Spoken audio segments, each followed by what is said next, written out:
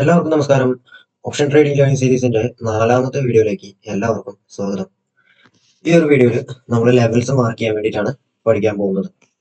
അപ്പോൾ ആദ്യം നമുക്ക് ലെവൽസ് എങ്ങനെ കൃത്യമായിട്ട് മാർക്ക് ചെയ്യണം, അതായത് പ്രോപ്പറായിട്ട് നമുക്കൊരു മാർക്കറ്റ് ഒരു ഡയറക്ഷനിലേക്ക് പോകുമ്പോൾ ഒരു നല്ല കൺഫർമേഷന് വേണ്ടിയിട്ട് ലെവൽസ് എങ്ങനെ മാർക്ക് ചെയ്യണം എന്നുള്ളത് നമുക്ക് ആദ്യം പഠിക്കാം. അതിനുശേഷം ലൈവ് മാർക്കറ്റിൽ ഇപ്പൊ നമ്മൾ ലെവൽസ് മാർക്ക് ചെയ്തതിനു ശേഷം ലൈവ് മാർക്കറ്റിൽ നമ്മൾ ചെയ്യേണ്ട മറ്റൊരു കാര്യമുണ്ട്, അതായത് ട്രേഡ് ചെയ്യുന്ന സമയത്ത് ചെയ്യേണ്ട വേറൊരു കാര്യം കൂടിയിട്ട്. അത് നമുക്ക് ആദ്യം ലെവൽസ് മാർക്ക് ചെയ്തതിന് ശേഷം ചെയ്യാൻ പഠിച്ചതിന് ശേഷം ആ ഒരു കാര്യം നമുക്ക് നോക്കാം. അപ്പോൾ നമ്മൾ 3 രീതിക്കാണ് ലെവൽസ് മാർക്ക് ചെയ്യുക, 3 കാര്യങ്ങളെ ഡിപ്പെൻഡ് ചെയ്തിട്ട്. അതിലെ ഒന്നാമത്തെ കാര്യമാണ് ബ്രേക്ക് ഓഫ് സ്ട്രക്ചറുകൾ മാർക്ക് ചെയ്യുക എന്നുള്ളത്. ഇതിപ്പോ ബാങ്ക് നിഫ്റ്റിയുടെ ചാർട്ടാണ്. നമുക്ക് ഈ ഒരു റേഞ്ച്, ഇത്രയും റേഞ്ചിൽ നിന്നും മാർക്കറ്റ് ക്ലോസ് ആയത് ഇവിടെയാണ്. അപ്പം നമുക്ക് മാർക്ക് ചെയ്യേണ്ടത് ഈ ക്ലോസ് ആയ ഏരിയയിൽ നിന്നും മാർക്കറ്റ് മുകളിലോട്ട് പോവുകയാണെങ്കിൽ നമുക്ക് ലെവൽസ് മുകളിലോട്ട് മാർക്ക് ചെയ്യണം, താഴോട്ട് വരികയാണെങ്കിൽ താഴോട്ട് നമുക്ക് ലെവൽസ് ആവശ്യമുണ്ട്. അപ്പോൾ ആ ലെവൽസ് എങ്ങനെ മാർക്ക് ചെയ്യാൻ നോക്കാം. അതിൽ ഞാൻ പറഞ്ഞ 3 കാര്യങ്ങൾ എന്ന് പറയുന്നത്, ഒന്ന് break of structure. Break of structure എന്താണെന്നുള്ളത് നമ്മൾ മുൻപുള്ള വീഡിയോയിൽ പഠിച്ചിട്ടുണ്ട്. ബ്രേക്ക് ഓഫ് സ്ട്രക്ചറിനെ ഒക്കെ അടിസ്ഥാനപ്പെടുത്തിയിട്ടാണ് നമ്മൾ ട്രേഡ് ചെയ്യുക. അപ്പൊ ഈ ബ്രേക്ക് ഓഫ് സ്ട്രക്ചറുകൾ നമ്മൾ മാർക്ക് ചെയ്യേണ്ടതുണ്ട്. ആ ബ്രേക്ക് ഓഫ് സ്ട്രക്ചറുകളെല്ലാം 15 മിനിറ്റാണ് മാർക്ക് ചെയ്യുക. പിന്നെ നമുക്ക് മാർക്ക് ചെയ്യേണ്ടത് ഇംബാലൻസും അതുപോലെ തന്നെ റിജക്ഷൻസും ആണ്. ഇംബാലൻസ് 5 മിനിറ്റിലാണ് മാർക്ക് ചെയ്യുക, റിജക്ഷൻസും ബ്രേക്ക് ഓഫ് സ്ട്രക്ചറും എല്ലാം 15 മിനിറ്റ് ടൈം ഫ്രെയിമിലാണ് മാർക്ക് ചെയ്യുക. അപ്പൊ ഇംബാലൻസ് ആദ്യം നമുക്ക് മാർക്ക് ചെയ്യാം. 5 മിനിറ്റ് ടൈം ഫ്രെയിം ആണ്, 5 മിനിറ്റ് ടൈം ഫ്രെയിം ആണ് വെച്ചിരിക്കുന്നത്. ബാങ്ക് നിഫ്റ്റിയിലാണ് മാർക്ക് ചെയ്യുന്നത് കേട്ടോ. അപ്പൊ ക്ലോസ് ആയത് ഇവിടെയാണ്. ഇതിന്റെ താഴോട്ടുള്ള ഇംബാലൻസുകൾ മാർക്ക് ചെയ്യണം, അതിന് മുകളിലോട്ടുള്ള ഇംബാലൻസുകളും 5 മിനിറ്റ് മാർക്ക് ചെയ്യണം. അപ്പൊ അതിനു മുൻപ് ഇംബാലൻസ് എന്താണെന്നുള്ളത് ജസ്റ്റ് ഒന്ന് പറഞ്ഞുതരാം. ഇംബാലൻസ് എന്ന് പറയുന്നത് മാർക്കറ്റ് എപ്പോഴും ബാലൻസ്ഡ് ആയിട്ടായിരിക്കും മൂവ് ചെയ്യുക, പക്ഷെ ചില സാഹചര്യങ്ങളിൽ ഇംബാലൻസ്ഡ് ആയിട്ട് മൂവ് ചെയ്യും. അതെങ്ങനെയാന്ന് വെച്ചാൽ, എപ്പോഴും നമ്മൾ ഈ ചാർട്ട് എടുത്ത് നോക്കുമ്പോൾ നിങ്ങൾ ഏതൊരു ക്യാൻഡിലിനെയും ഒന്നാമത്തെ 1 എന്നുള്ള ഒരു ക്യാൻഡിലായിട്ട് ഏതൊരു ക്യാൻഡിലിനെയും എടുത്തോ, ഏതൊരു ക്യാൻഡിലെയും ഇവിടെ വന്നിട്ടുള്ള ഏതൊരു ക്യാൻഡിലിനെയും 1 എന്ന് മനസ്സിൽ കരുതിയിട്ട് ഈ ഒന്നാമത്തെ ക്യാൻഡിലും 3ാമത്തെ ക്യാൻഡിലും ടച്ച് വന്നിട്ടുണ്ടാവണം. അത് ഈ ഷാഡോ കൊണ്ടോ വിക്ക് കൊണ്ടോ അല്ലെങ്കിൽ ബോഡി കൊണ്ടോ ടച്ച് വന്നിട്ടുണ്ടാവണം. അപ്പൊ നമ്മൾ ഈ ഒന്നാമത്തെ ക്യാൻഡിലും പിന്നെ ഈ 3ാമത്തെ ക്യാൻഡിലും എടുക്കുകയാണെങ്കിൽ ഒരു പ്രൈസിൽ ഇതിന്റെ വിക്ക് ആണെങ്കിലും ബോഡി ആണെങ്കിലും ഇത് നമുക്ക് കാണുമ്പോൾ തന്നെ അറിയിട്ടില്ല ടച്ച് ഉണ്ട്. ഇത് ഒന്നാമത്തെ ക്യാൻഡിലും ഇത് 3ാമത്തെ ക്യാൻഡിലായിട്ട് എടുത്തേ. ഈ ഒരു 3ാമത്തെ ക്യാൻഡിലിന്റെ ഷാഡോ, അതായത് വിക്ക് നമ്മുടെ ഈ ഒന്നാമത്തെ ക്യാൻഡിലിന്റെ ഈ ഒരു ടോപ്പ് ഭാഗത്തിനെ ടച്ച് ചെയ്തിട്ടുണ്ട്. ഈ ഒന്നാമത്തെ ക്യാൻഡിലും ഈ 3ാമത്തെ ക്യാൻഡിലും എടുത്തേ. ഏകദേശം അടുത്ത് വന്നിട്ട് ഒരു 5 പോയിന്റിന്റെ ഉള്ളിലൊക്കെയാണ് ഈ ഡിഫറൻസ് എങ്കിൽ നമുക്ക് ലീവ് ചെയ്യാം. അതിന്റെ മുകളിലൊക്കെ ഈ ഡിഫറൻസ് ഉണ്ടെങ്കിൽ അവിടെ ഇംബാലൻസ് ഉണ്ട്, ആ ഇംബാലൻസ് മാർക്ക് ചെയ്തിടണം. ആ ഇംബാലൻസ് കളക്ട് ചെയ്യാൻ മാർക്കറ്റ് വരും. അപ്പോ നമ്മൾ ഈ ഒരു ഇംബാലൻസ് ഇവിടെ ഇങ്ങനെ മാർക്ക് ചെയ്തിട്ട് കഴിഞ്ഞാൽ പിന്നീട് മാർക്കറ്റ് ആ ഇംബാലൻസ് കളക്ട് ചെയ്യാൻ താഴോട്ട് വരും. ഓക്കെ, അതൊരു 95% വന്നിരിക്കും. അപ്പൊ അതൊരു ഇംബാലൻസ് നമ്മൾ മാർക്ക് ചെയ്തിടും. അത് 3ാമത്തെ ക്യാൻഡിൽ ടച്ച് തന്നില്ലെങ്കിലാണ് അവിടെ ഇംബാലൻസ് ഉണ്ടാവുക. പിന്നീട് മാർക്കറ്റ് ആ ഇംബാലൻസ് കളക്ട് ചെയ്യാൻ താഴോട്ട് ഇങ്ങനെ ഇറങ്ങി വരും. അപ്പോൾ ഇങ്ങനെ ടച്ച് വരാത്ത ഏതൊക്കെ പോയിന്റുകൾ ഉണ്ടോ അവിടെയെല്ലാം നമ്മൾ ഇംബാലൻസ് മാർക്ക് ചെയ്തിടും. അപ്പൊ എനിക്ക് നോക്കുമ്പോൾ കാണുന്നുണ്ട് ഇവിടെ ഒരു ഇംബാലൻസ് ഉണ്ട്. ഇംബാലൻസ് ഞാൻ എപ്പോഴും വൈറ്റ് കളറിലാണ് മാർക്ക് ചെയ്തിടുക. ഇവിടെ എന്തുകൊണ്ടാണ് ഞാൻ ഇംബാലൻസ് മാർക്ക് ചെയ്തത്? ഇത് 1ാമത്തെ ക്യാൻഡിലായിട്ട് എടുത്ത് ഇത് 3ാമത്തെ ക്യാൻഡിലുമായിട്ട് എടുത്തു അല്ലെ, 1 2 3. ഇത് 3ാമത്തെ ക്യാൻഡിൽ, ഈ ക്യാൻഡിലും ഈ ക്യാൻഡിലും തമ്മിൽ ടച്ച് ഇല്ല. അങ്ങനെയാണെങ്കിൽ ഇവിടെ ഇംബാലൻസ് ഉണ്ട്, പ്രൈസ് താഴോട്ട് ഇത് കളക്ട് ചെയ്യാൻ വരും. പക്ഷെ ഇപ്പോഴും ഇത് കളക്ട് ചെയ്തില്ല, കാരണം ഇവിടെ ഇത് 49,076 ഇംബാലൻസ്. ഈ ഇംബാലൻസ് എടുക്കാൻ താഴോട്ട് വന്ന സമയത്ത് 146 വരെ വന്നിട്ടുള്ളൂ.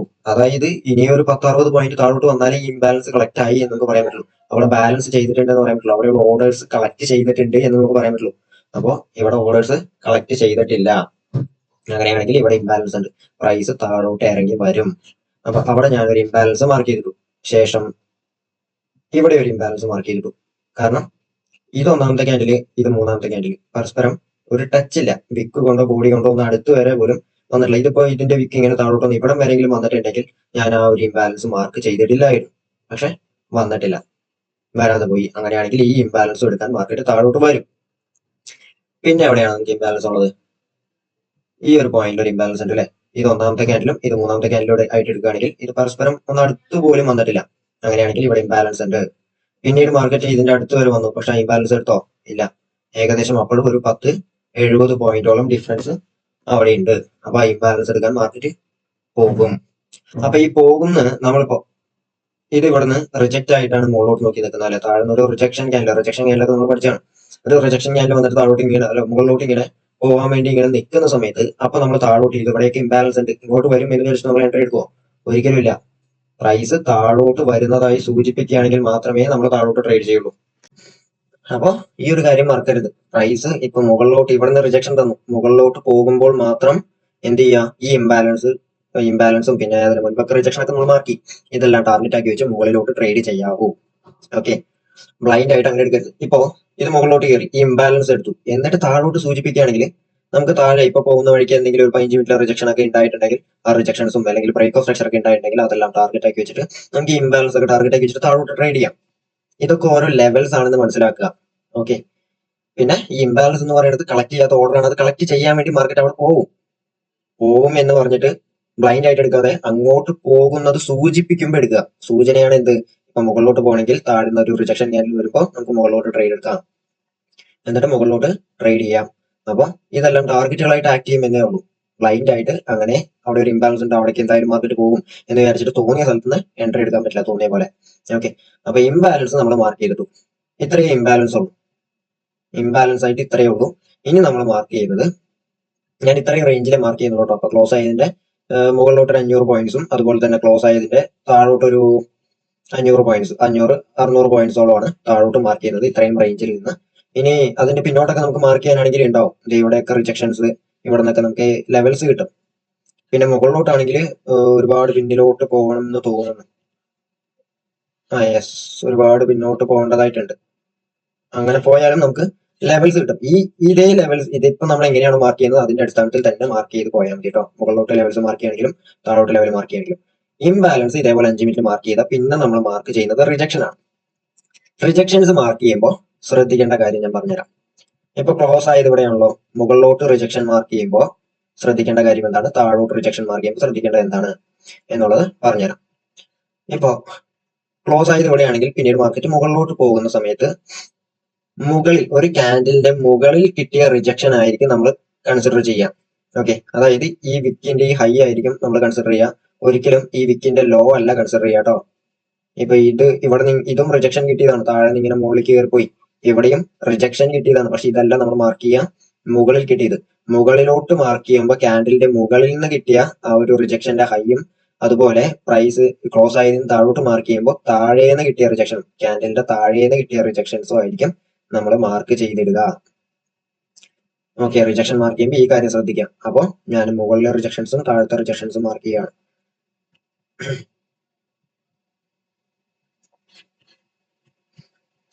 ഞാൻ കഴിഞ്ഞ വീഡിയോസിലെല്ലാം പറഞ്ഞൊരു കാര്യമുണ്ട്, നമ്മൾ എൻട്രി എടുക്കുന്നത് എങ്ങനെയാന്ന് ഞാൻ പറഞ്ഞൂലേ, 3 ടൈപ്പ് എൻട്രിയും പറഞ്ഞു. ഈ എൻട്രി ടൈപ്സ് വെച്ചിട്ട് എൻട്രി എടുക്കുമ്പോൾ ഫസ്റ്റത്തെ ടാർഗറ്റ് ഏതാണെന്ന് ഞാൻ എല്ലാത്തിലും പറഞ്ഞിട്ടുണ്ട് അല്ലെ. അതുവരെ രേഖപ്പെടുത്തിയ ഹൈ, അതായത് തൊട്ട് മുൻപുണ്ടാക്കിയ ഹൈ അല്ലെങ്കിൽ തൊട്ട് മുൻപുണ്ടാക്കിയ ലോ, ഇതായിരിക്കും ആദ്യ ടാർഗറ്റ്. പിന്നീട് വരുന്ന ടാർഗറ്റ് നമ്മുടെ ലെവൽസ് ആണെന്ന് പറഞ്ഞിട്ടുണ്ട്, അത് ഈ ലെവൽസ് ആണ്. ഈ ലെവൽസ് നമ്മുടെ പിന്നീട് തരുന്ന ആ ഒരു ടാർഗറ്റ് എന്ന് പറയുന്നത് ഈ ലെവൽസ് ആണ്. ഫസ്റ്റ് ടാർഗറ്റ് അതുവരെ രേഖപ്പെടുത്തിയ ലോയും അതുവരെ രേഖപ്പെടുത്തിയ ഹൈയും എന്ന് പറയുന്നത് അത് ഏറെക്കുറെ മിക്ക സമയങ്ങളും, അതായത് ഒരു 90% സമയങ്ങളിൽ ഫസ്റ്റ് ടാർഗറ്റ് നമുക്ക് കിട്ടും. സെക്കൻഡ് ടാർഗറ്റ് എന്ന് പറയുന്നത്, അതായത് പിന്നീട് തരുന്ന നമ്മുടെ ലെവൽസ് എന്ന് പറയുന്നത്, അവിടെ കിട്ടുന്ന ടാർഗറ്റ് എന്ന് പറയുന്നത് ഒരു 70%, 60 to 70%, അതായത് ആ ട്രെൻഡിന്റെ സ്ട്രെങ്ത് അനുസരിച്ചിട്ടാണ് പിന്നീട് തരുന്നത് നമുക്ക് ആ ടാർഗറ്റ് എടുക്കാൻ പറ്റുള്ളൂ. ഈ ലെവൽസ് നമുക്ക് കറക്റ്റ് ആയിട്ട് റെസ്പെക്ട് ചെയ്യുന്നത് കാണാൻ പറ്റും. നിങ്ങൾ ഇതേപോലെ ലെവൽസ് മാർക്ക് ചെയ്തിട്ട് നിങ്ങൾ മാർക്കറ്റിൽ സ്വയം കണ്ട് മനസ്സിലാക്കി കഴിഞ്ഞാൽ നിങ്ങൾക്ക് കൃത്യമായിട്ടും ഒരു ഐഡിയ കിട്ടും ഈ ലെവൽസ് എങ്ങനെ പ്രയോജനപ്പെടുത്തണം എന്നുള്ളത്, ഇങ്ങനെ മാർക്ക് ചെയ്യുന്ന ലെവൽസ്. ഓക്കെ, അപ്പൊ 15 മിനിറ്റില് ഞാൻ റിജക്ഷൻസ് മാർക്ക് ചെയ്തിട്ടു. ഇങ്ങനെയാണ് 15 മിനിറ്റിലെ റിജക്ഷൻസ് വരിക. ഇനി ഇത് തന്നെ ജസ്റ്റ് 1 അവർ ഒന്നാക്കി നോക്കുക. 1 അവർ ആക്കുന്നത് എന്തിനാണെന്നറിയോ, റിജക്ഷൻസ് കറക്റ്റ് ആണോ, അതായത് നമ്മൾ 15 മിനിറ്റിൽ മാർക്ക് ചെയ്ത റിജക്ഷൻസ് 1 അവറിൽ റിജക്ഷൻസ് ആയിട്ട് തന്നെ നിലനിൽക്കുന്നുണ്ടോ എന്നുള്ളത് നോക്കുക. പിന്നെ ഇതേപോലെയുള്ള ചില സ്ഥലങ്ങളിൽ റിജക്ഷൻസ് നമ്മൾ മാർക്ക് ചെയ്ത ചില സ്ഥലങ്ങളിൽ 1 അവറിൽ നമുക്ക്, ഇതിപ്പോ 15 മിനിറ്റിൽ ഞാൻ മാർക്ക് ചെയ്ത റിജക്ഷൻ ആണ്, 1 അവറിൽ ഇവിടെ കാര്യമായിട്ട് ഒരു റെസ്പെക്ട് ചെയ്ത പോലെ തോന്നുന്നില്ല അല്ലെ, 1 അവർ ക്യാൻഡിലാണ് വന്നിട്ടുള്ളത്. പക്ഷെ സ്റ്റിൽ കുഴപ്പമില്ല, ആ 15 മിനിറ്റിലെ ലെവല് അത് അങ്ങനെ തന്നെ വെച്ചോളൂ. ഓക്കെ, 1 അവറിൽ എക്സ്ട്രാ ഒരു റിജക്ഷൻ നമുക്ക് എവിടെങ്കിലും കാണുകയാണെങ്കിൽ മാത്രം അത് മാർക്ക് ചെയ്തിട്ടാൽ മതി, അല്ലാത്ത ഓപ്ഷൻ വേറെ ഒന്നും ചെയ്യണ്ട. ഓക്കെ, 15 മിനിറ്റില് നമ്മൾ റിജക്ഷൻസ് മാർക്ക് ചെയ്തു. ഇനി ബ്രേക്ക് ഓഫ് സ്ട്രക്ചർ ആണ് മാർക്ക് ചെയ്യേണ്ടത്. പക്ഷെ ബ്രേക്ക് ഓഫ് സ്ട്രക്ചർ ഇവിടെ അങ്ങനെ ഒരു ബ്രേക്ക് ഓഫ് സ്ട്രക്ചർ മാർക്ക് ചെയ്യാൻ പാകത്തിനുള്ള ഒരു ബ്രേക്ക് ഓഫ് സ്ട്രക്ചർ ഇല്ല. ബ്രേക്ക് ഓഫ് സ്ട്രക്ചർ ഞാൻ മാർക്ക് ചെയ്യുന്നത് എങ്ങനെയാന്ന് കാണിച്ചു തരാം. ഇപ്പൊ ഇവിടെ ഒരു ബ്രേക്ക് ഓഫ് സ്ട്രക്ചർ ഉണ്ടായിട്ടുണ്ട്, ഇവിടെ നിന്ന് സ്ട്രക്ചർ ബ്രേക്ക് ഓഫ് സ്ട്രക്ചർ ഞാൻ ഇങ്ങനെയായിരിക്കും തിക്ക് ബ്ലൂ ലൈനിലായിരിക്കും മാർക്ക് ചെയ്യാം. ഇവിടെ ബ്രേക്ക് ഓഫ് സ്ട്രക്ചർ എങ്ങനെയാ വന്നത്? താഴോട്ട് വന്നു, ഇതൊരു ലോവർ ഹൈ ആണ്, എന്നിട്ട് പ്രൈസ് ഇതിനെ ബ്രേക്ക് ചെയ്തിട്ട് ഇവിടെ ഇപ്പൊ ഗ്യാപ്പ് അപ്പ് ആണ് വന്നത്, അതുകൊണ്ടാണ് ഇങ്ങനെ കാണുന്നത്. പക്ഷെ ഇതിനെ ഈ ഒരു ലെവലിനെ ഇതിങ്ങനെ ബ്രേക്ക് ചെയ്തിട്ടാണല്ലോ ഇവിടെ ഓപ്പൺ ആയത്. അപ്പൊ ഇതൊരു ബ്രേക്ക് ഓഫ് സ്ട്രക്ചർ ആണ്. ഇതൊരു ബ്രേക്ക് ഓഫ് സ്ട്രക്ചർ ആയിരിക്കും. ഗ്യാപ്പ് അപ്പ് വന്നതുകൊണ്ട് ഇവിടെ ഒരു ഇംബാലൻസ് ഉണ്ട്. ഈ ഇംബാലൻസ് കളക്ട് ചെയ്തിട്ടില്ല എന്ന് നമുക്ക് അവിടെ ആ ഒരു ഇംബാലൻസും അവിടെ ബ്രേക്ക് ഓഫ് സ്ട്രക്ചറും അതുപോലെ ഇവിടെയൊക്കെ 15 മിനിറ്റ് റിജക്ഷൻ ഒക്കെ നമുക്ക് മാർക്ക് ചെയ്തിടാൻ പറ്റും. ഇതൊക്കെ 15 മിനിറ്റ് റിജക്ഷൻസ് ആണ്. ഇതെല്ലാം മാർക്ക് ചെയ്തിടാം. അപ്പൊ നമ്മള് ഈ ലെവലിന്റെ അടുത്ത് ഒരു റിജക്ഷൻ ക്യാൻഡിൽ കിട്ടിക്കഴിഞ്ഞാൽ അപ്പൊ നമുക്ക് എൻട്രി എടുക്കാൻ പറ്റും. എന്നിട്ട് റിജക്ഷൻ കിട്ടിയ ആ ഒരു ഡയറക്ഷൻ ഉണ്ടാവുമല്ലോ. ഇപ്പൊ ഈ ഒരു എക്സാമ്പിൾ പറയുകയാണെങ്കിൽ താഴെ നിന്ന് റിജക്ഷൻ കിട്ടിയാൽ ഈ ഒരു ലെവലിന്റെ അടുത്ത് നിന്നാണ് അല്ലെ റിജക്ഷൻ കിട്ടിക്കഴിഞ്ഞാൽ നമുക്ക് മുകളിലോട്ട് ട്രേഡ് ചെയ്യാം. പ്രതീക്ഷിക്കുന്ന ആദ്യ ടാർഗറ്റ് എന്ന് പറയുന്നത് അതുവരെ രേഖപ്പെടുത്തിയ ഉയരം, അതായത് 49,667 ആദ്യ ടാർഗറ്റും പിന്നീട് വരുന്ന ടാർഗറ്റ് എന്ന് പറയുന്നത് ഈ ഇംബാലൻസ് ആയിരിക്കും. അപ്പൊ അതിന് മുൻപ് 15 മിനിറ്റിൽ ഇവിടെ നിന്ന് ഒരു റിജക്ഷൻ കിട്ടിയിട്ടുണ്ട്. അപ്പൊ ഞാൻ ആ ഒരു റിജക്ഷന്റെ ലെവൽ കൂടി മാർക്ക് ചെയ്തിട്ടുണ്ട്. 800 ഈ ഒരു റിജക്ഷന്റെ ലെവൽ കൂടി മാർക്ക് ചെയ്തിട്ടാണ്. അപ്പൊ മുകളിലോട്ടുള്ള ആദ്യ ടാർഗറ്റ് എന്ന് പറയുമ്പോൾ ഇപ്പൊ ഇവിടെ നിന്ന് റിജക്ഷൻ കിട്ടുമ്പോൾ ഇത് 15 മിനിറ്റിലാണ് നമുക്ക് ഇങ്ങനെ കാണാൻ സാധിക്കുന്നത്. നമുക്ക് ഇതിൽ നേരത്തെ എൻട്രി എടുക്കണമായിരുന്നുവെങ്കിൽ നമ്മൾ ചെറിയ ടൈം ഫ്രെയിം വെക്കണം. 3 മിനിറ്റ് 1 മിനിറ്റ് ഒക്കെ വെച്ചിട്ട് നമുക്ക് അങ്ങനെ എയർലി എൻട്രി എടുക്കുകയാണെങ്കിൽ ഇവിടെ നിന്ന് ഇങ്ങനെ ഒരു റിജക്ഷൻ ക്യാൻഡിൽ വരുമ്പോൾ നമുക്ക് ഇവിടെ നിന്ന് എൻട്രി എടുത്ത് മുകളിലോട്ട് ട്രേഡ് ചെയ്യാം. അപ്പൊ ചെറിയ ടൈം ഫ്രെയിം വെക്കുമ്പോൾ നമുക്ക് വ്യക്തമായിട്ട് കാണാൻ പറ്റുന്നുണ്ട്. തൊട്ട് മുൻപുണ്ടാക്കിയ ഹൈ എന്ന് പറയുന്നത് ഇതാണ്. ഇതുകൊണ്ടാണ് നമ്മൾ ലെവൽസ് വലിയ ടൈം ഫ്രെയിമിൽ മാർക്ക് ചെയ്ത് ചെറിയ ടൈം ഫ്രെയിമിൽ എൻട്രി എടുക്കാൻ കാരണം ഇതാണ്. നമുക്ക് എത്ര നേരത്തെ എൻട്രി എടുക്കാൻ പറ്റുമോ അത്രയും നേരത്തെ എൻട്രി എടുക്കാൻ പറ്റും. 15 മിനിറ്റിൽ എൻട്രി എടുക്കാൻ നമ്മളിപ്പോൾ ഇവിടെ ഈ ഒരു ഇവിടെ നിന്നായിരിക്കും നമ്മൾ എൻട്രി എടുക്കുക അല്ലെ. എന്നാൽ ചെറിയ ടൈം ഫ്രെയിമിൽ എൻട്രി എടുക്കുകയാണെങ്കിൽ വലിയ ടൈം ഫ്രെയിമിൽ ലെവൽസ് മാർക്ക് ചെയ്ത് ചെറിയ ടൈം ഫ്രെയിമിൽ എൻട്രി എടുക്കുകയാണെങ്കിൽ ഇതേപോലെ നേരത്തെ എൻട്രി എടുക്കാൻ പറ്റും. അപ്പൊ ഈ ഒരു പോയിന്റിൽ എൻട്രി എടുത്ത് മുകളിലോട്ട് ട്രേഡ് ചെയ്യാം. പ്രതീക്ഷിക്കുന്ന ആദ്യ ടാർഗറ്റ് തൊട്ട് മുൻപുണ്ടാക്കിയ ഉയരം, പിന്നെ റിജക്ഷൻസ്, പിന്നീട് ഇംബാലൻസ്, ഇതൊക്കെ ടാർഗറ്റ് ആയിട്ട് വെച്ചിട്ട് മുകളിലോട്ട് ട്രേഡ് ചെയ്യാൻ പറ്റും. അപ്പൊ ഇവിടെ നിന്ന് എവിടെ നിന്ന് ഒരു റിജക്ഷൻ കിട്ടുന്നോ അപ്പൊ നമ്മൾ എക്സിറ്റ് ആവും. എക്സിറ്റ് ആയി കഴിഞ്ഞാൽ നമുക്ക് വേണമെങ്കിൽ വെയിറ്റ് ചെയ്തിരുന്നിട്ട് വേറൊരു ഓപ്പർച്യൂണിറ്റിക്ക് വേണ്ടി വെയിറ്റ് ചെയ്യാം. ഇല്ലെങ്കിൽ അപ്പൊ എക്സിറ്റ് ആയിട്ട് ഇവിടെ നിന്ന് റിജക്ഷൻ കിട്ടിയതിന്റെ അടിസ്ഥാനത്തിലാണല്ലോ നമ്മൾ എക്സിറ്റ് ആയത്. അപ്പൊ തന്നെ വേണമെങ്കിൽ എന്ത് ചെയ്യാം, പുട്ട് ഓപ്ഷൻ എടുത്ത് താഴോട്ട് ട്രേഡ് ചെയ്യാൻ പറ്റും. ഓക്കെ, ഇനി ഇപ്പൊ നമ്മൾ ഡീഫോൾട്ട് ആയിട്ടുള്ള ലെവൽസ് മാർക്ക് ചെയ്തു അല്ലെ. നമ്മൾ ലെവൽസ് മാർക്ക് ചെയ്തു. മുകളിലോട്ട് 500 പോയിന്റ്സ് മാർക്ക് ചെയ്തു, താഴോട്ട് ഒരു 500 550 പോയിന്റ്സ് താഴോട്ട് മാർക്ക് ചെയ്തു. ഇനി ഇതിൽ ലൈവ് മാർക്കറ്റിൽ ചെയ്യേണ്ട കാര്യം ഞാൻ പറഞ്ഞുതരാം. ലൈവ് മാർക്കറ്റിൽ അത് രാവിലെ ഗ്യാപ്പ് അപ്പോ ഗ്യാപ്പ് ഡൗൺ എന്ത് വേണേലും വന്നോട്ടെ, നമ്മുടെ ലെവൽസ് നമുക്ക് ലെവൽസിന്റെ അടുത്ത് മാർക്കറ്റ് എങ്ങനെ പെരുമാറുന്നു എന്നതിനനുസരിച്ചിട്ട് നമ്മൾ ട്രേഡ് ചെയ്യും. ഓക്കെ, ഇതില് നമ്മൾ ഇനി ലെവൽസ് അപ്ഡേറ്റ് ചെയ്യേണ്ടത് എങ്ങനെയാന്ന് പറഞ്ഞുതരാം. ഇപ്പൊ മാർക്കറ്റ് ഇവിടെ ഒരു ഫ്ലാറ്റ് ഓപ്പണിംഗ് തന്നു എന്നൊക്കെ വിചാരിക്കാം. ബാങ്ക് നിഫ്റ്റിയിൽ ഫ്ലാറ്റ് ഓപ്പണിംഗ് വന്നു. ഞാന് ഇന്നിരുന്നിട്ട് ഇങ്ങനെ ലെവൽസ് മാർക്ക് ചെയ്തു. പിറ്റേ ദിവസം അതായത് നാളെ ഫ്ലാറ്റ് ഓപ്പണിംഗ് തന്നിട്ട് പ്രൈസ് മുകളിലോട്ട് പോയി എന്ന് വിചാരിക്കാം. വൺസ് ഈ ലെവൽ ടച്ച് ആയി കഴിഞ്ഞാൽ, അല്ലെങ്കിൽ ഈ ലെവൽ ബ്രേക്ക് ആയി കഴിഞ്ഞാൽ, ഈ ലെവൽ ഞാൻ ഇവിടെ നിന്ന് മാറ്റും. പ്രൈസ് ഇപ്പൊ മുകളിലോട്ട് ഇങ്ങനെ കയറി പോയിട്ട് എന്റെ ഓരോ ലെവൽസും ഇങ്ങനെ ടച്ച് ചെയ്ത് അത് ബ്രേക്ക് ചെയ്ത് ടച്ച് ചെയ്ത് ബ്രേക്ക് ചെയ്ത് ഈ ഇംബാലൻസിന്റെ അടുത്തെത്തി. 49,868 ഞാൻ മാർക്ക് ചെയ്ത ഇംബാലൻസിന്റെ അടുത്തെത്തി എന്ന് വിചാരിക്കാം. അപ്പോൾ ഞാൻ ഇവിടുന്ന് ഈ പോയ വഴിക്ക് ടച്ചായ ഓരോ ലെവൽസും ഞാൻ മാറ്റിയിട്ടുണ്ടാവും. എന്നിട്ട് പ്രൈസ് ഇവിടെ നിൽക്കുകയാണ്. ഇത് ഇവിടുന്ന് ഇങ്ങനെ ടച്ചായ ഓരോ ലെവൽസും മാറ്റിയിട്ട് അത് അവിടുന്ന് ഞാൻ ആ ലെവൽസ് എല്ലാം ഡിലീറ്റ് ആക്കും. വൺസ് ടച്ച് ആയി കഴിഞ്ഞാൽ അത് ഡിലീറ്റ് ആക്കും. എന്നിട്ട് ഈ കയറി പോയ വഴിക്ക് നമുക്ക് 5 മിനിറ്റിൽ വല്ല ഇംബാലൻസ് ഇവിടെ ഉണ്ടാക്കുകയും അല്ലെങ്കിൽ ഒരു 15 മിനിറ്റ് റിജക്ഷൻ ഇവിടെ എവിടെയെങ്കിലും തരികയും ഒരു ബ്രേക്ക് ഓഫ് സ്ട്രക്ചർ ഉണ്ടാവുകയും അങ്ങനെ എന്തെങ്കിലുമൊക്കെ ചെയ്തിട്ടുണ്ടെങ്കിൽ അത് ആ ഒരു ലെവലായിരിക്കും ഞാനപ്പോൾ മാർക്ക് ചെയ്തിടുക. എന്നിട്ട് ഈ ലെവലൊക്കെ കളഞ്ഞിട്ട് ആ ലെവൽ മാർക്ക് ചെയ്തിടും. പോയ വഴിക്ക് ഉണ്ടാക്കിയ ലെവൽ മാർക്ക് ചെയ്യും. എന്നിട്ട് പ്രൈസ് ഇവിടുന്ന് ഒരു റിജക്ഷൻ ഇവിടുന്ന് ഒരു റിജക്ഷൻ തരുവാണെങ്കിൽ പുതിയതായി കിട്ടിയ ലെവൽസ് ഉണ്ടല്ലോ അതിനെ അടിസ്ഥാനപ്പെടുത്തി താഴോട്ട് ട്രേഡ് ചെയ്യും. ക്ലിയർ ആയില്ലേ? അതുപോലെ തന്നെ താഴോട്ടുള്ള ലെവൽസ് ടച്ച് ആയില്ലല്ലോ, ടച്ച് ആയില്ലെങ്കിൽ അത് അതുപോലെ തന്നെ വിടും.